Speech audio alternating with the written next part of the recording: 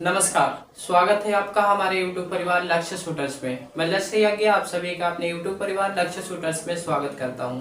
आज हम लोग किसी पढ़ाई पे चर्चा नहीं बल्कि कह सकते हैं बीजेपी के एजेंडा, साथ ही साथ में हमारे माननीय पंडित धीरेन्द्र शास्त्री के ऊपर जो भी एजेंडा पास करते हैं ये लोग, उसके ऊपर चर्चा करेंगे। प्रेजेंट टाइम में जितने लोग हैं बोलते हैं कि हम लोग एजुकेटेड हो गए हैं, लेकिन शिक्षा की बहुत ही वर्तमान में कमी दिखाई दे रही है। बिकॉज क्योंकि मैं कह सकता हूँ, आइए मैं बताने की कोशिश करूंगा इस वीडियोस में कि है इसका मतलब क्या।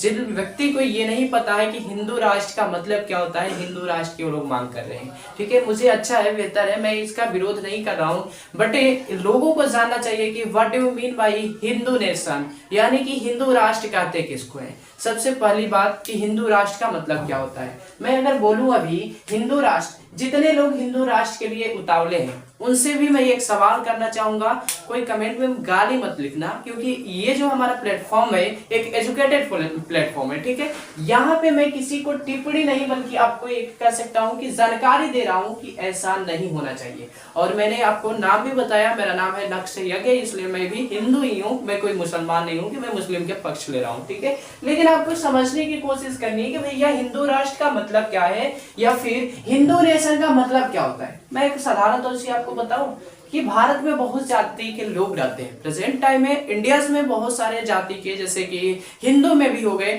अब देखो एक चीज मैं बताता हूँ, हिंदू की बात अगर यहाँ पे आती है तो आपको मैं एक चीज की संभावना देने की कोशिश करूंगा कि आप लोग जैसे मान लीजिए आप लोग कहते हो ना कि हम लोग पंडित हैं या फिर हम लोग सिंह हैं, तो आप खुद में भी युद्ध करते हो। क्या युद्ध करते हो भैया? एक पंडित कहता है कि हम तिवारी हैं, हम बड़े हैं। इसके बाद कोई आएगा कहेगा हम चौबे हैं, हम बड़े हैं, तो बोलेगा। इसके बाद कोई आएगा पांडे हैं, हम पांडे जी हैं, हम बड़े हैं। इसको तो छोड़ दो, जाति को तो छोड़ो। अब इसमें क्या आता है, कोई कहेगा कि मैं गोत्र से शांडिल्य हूं, मैं बड़ा हूं। कोई कहेगा मैं भारद्वाज हूं, मैं बड़ा हूं। कोई कहेगा मैं कश्यप हूं, मैं बड़ा हूं। अरे भैया, अब एक चीज बताओ, जहां पे इतनी विभिन्नता है, आप कह रहे हो कि हम लोग क्या बनाने चले, हिंदू राष्ट्र की बात कर रहे हो। ठीक है, कोई बात नहीं, आगे चलते। ये चीज मुझे विश्वास है कि आप लोग को अच्छे से समझ में आया होगा। देखो अगला मैंने कहा कि इंडिया में कई कास्ट के लोग रहते हैं, एक मुस्लिम ही नहीं रहता है बल्कि कई कास्ट के लोग रहते हैं। जैसे मैं आपको एग्जांपल दे दूं, कोई यादव है, कोई सिंह है, कोई ब्राह्मण है। ठीक है, कोई ब्राह्मण है, कोई क्या है, बनिया है। ठीक है, ऐसे मतलब कई जाति के लोग रहते हैं। और हिंदू राष्ट्र का मतलब हुआ भैया, यहाँ पे जाति से कोई मतलब नहीं है, बल्कि आपका मतलब किस बात से है, ओनली फॉर हिंदूज का मतलब मैं हिंदू हूं, बस इस बात का मतलब है। ठीक है, आपकी बातों को मैंने एक्सेप्ट किया कि हम लोग क्या है, हम लोग हिंदू हैं। लेकिन जरा एक चीज बताओ, हिंदू राष्ट्र जब आपने कर दिया, इसका मतलब ना कोई यादव है, ना कोई सिंह है, ना कोई ब्राह्मण है, ना कोई बनिया है, ना कोई जायसवाल है, ना कोई मतलब कुछ नहीं है, कोई जाति नहीं है। तो एक चीज जरा बताइए, आपके जो माननीय पंडित धीरेन्द्र शास्त्री जी हैं, क्या वो अपनी बहन की शादी किसी राजपूत के लड़के से करेंगे? हिंदू राष्ट्र है भाई, हिंदू राष्ट्र में कर सकते हैं। यही तो हिंदू राष्ट्र का मतलब होता है कि यहाँ पे किसी जात से मतलब नहीं है। आप राजपूत हो, नो नो नो, बल्कि क्या बोलना है आपको, हिंदू हूं।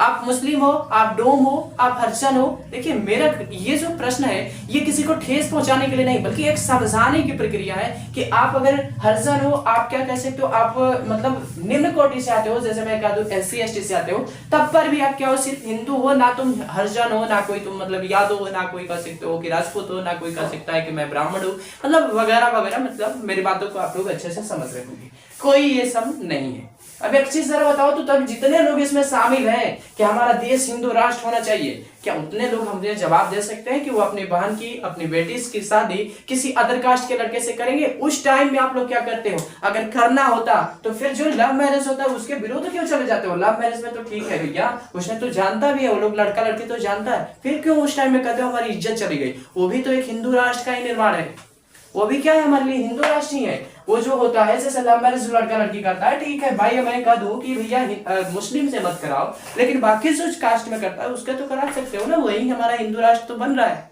फिर उस टाइम में तुम्हारी इज्जत चली जाने लगती है। या फिर यहीं पे मैंने कहा कि क्या धीरेन्द्र शास्त्री जी करेंगे?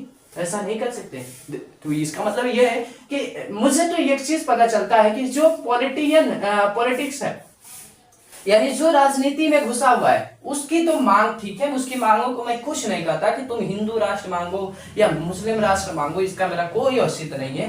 बट जो साधु संत है वो हिंदू राष्ट्र लेकर क्या करेंगे, इस चीज को मैंने समझा नहीं। ठीक है। तो अब एक चीज बताओ, क्या आप लोग इसके बारे में जाने हिंदू राष्ट्र क्या होता है? सिर्फ चिल्ला रहे हो कि हिंदू राष्ट्र भारत होना चाहिए, हिंदू राष्ट्र होना चाहिए। जितने हमारे माँ बाप, मतलब जितने लोग उसमें, कई लोगों के माँ बाप शामिल होंगे ना हिंदू राष्ट्र बनाने में, जितने लोग के माँ बाप शामिल है, उनसे यही प्रश्न मेरा रहेगा कि क्या वो अपने बेटी की शादी जब हमारा हिंदू राष्ट्र भारत बन जाएगा तब की ही बात कर रहा हूँ, अभी की बात तो नहीं कर रहा हूँ, लेकिन क्या वो अपने बेटी की शादी उस दूसरे कास्ट के लड़के से कराएंगे? ऐसा यही तो हमारा हिंदू राष्ट्र है। दूसरा चीज, हमारी धन्य भारत भूमि है जहां पे कि लोग कहते हैं कि हमारा भारत इंडिया जो है हमारा क्या बनेगा? विश्व गुरु बनेगा। जरा सोच कर बताना। और जितने पढ़े लिखे लोग हैं ना, जो बीजेपी के भक्त रहते हैं, बीजेपी माला जप रहे हैं, वो लोग भी बहुत खुश है ये दो चीजों से कि हमारा भारत हिंदू राष्ट्र बनेगा, दूसरा विश्व गुरु बनेगा।